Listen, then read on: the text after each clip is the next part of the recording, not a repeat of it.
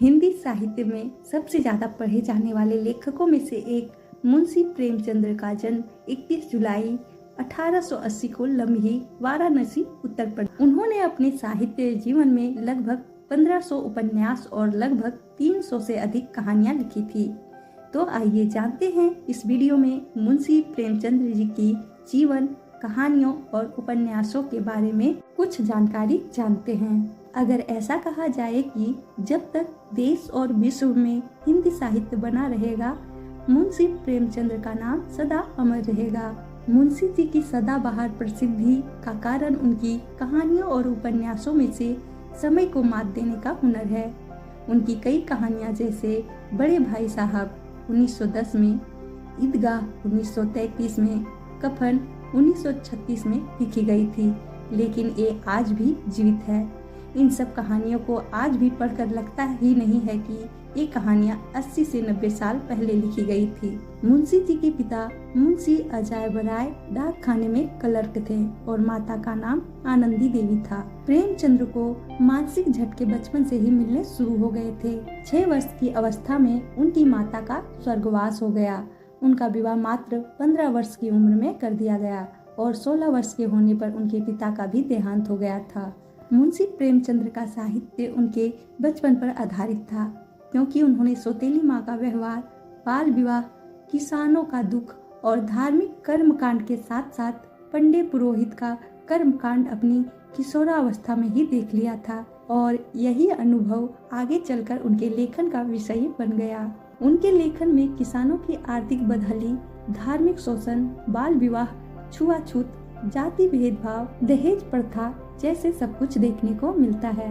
मुंशी प्रेमचंद्र का दूसरा विवाह शिवरानी देवी से हुआ, जो बाल विधवा थी।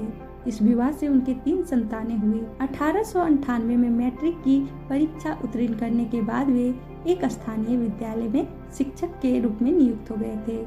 उसके बाद उन्होंने पढ़ाई जारी रखते हुए 1910 में दर्शन, फारसी, अंग्रेजी और इतिहास लेकर इंटरमीडिएट पास की और 1919 में फारसी, इतिहास और अंग्रेजी विषयों से बीए किया और बाद में शिक्षा विभाग के इंस्पेक्टर पद पर नियुक्त हुए थे।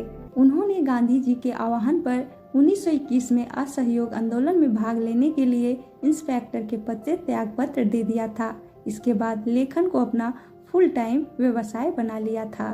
1933 में प्रेमचंद्र फिल्मों की नगरी मुंबई भी गए थे, जहां मोहनलाल भवनानी के सिनेटोन कंपनी में कहानी लेखक के रूप में काम करने का प्रस्ताव स्वीकार कर लिया, लेकिन यह काम उनको रास नहीं आई और 2 महीने का वेतन छोड़कर वापस लौट आए। उनका शरीर अब उनका साथ नहीं दे रहा था और लंबी बीमारी के बाद 8 अक्टूबर 1936 को हिंदी साहित्य का यह सूर्य हमेशा के लिए अस्त हो गया। मुंशी प्रेमचंद्र का पहला नाम उनके चाचा महावीर ने नवाब राय रखा था। इसके बाद सोजे वतन कहानी संग्रह पर अंग्रेजी सरकार द्वारा रोक लगाने के बाद मुंशी जी ने प्रेमचंद्र के नाम से लिखना शुरू किया और बहुत प्रसिद्धि पाई। इस प्रकार हिंदी साहित्य का यह लेखक 1880 से लेकर 1936 तक हमारे बीच रहकर साहित्य रूपी कई मोती इस पीढ़ी का भेंट करके सदा के लिए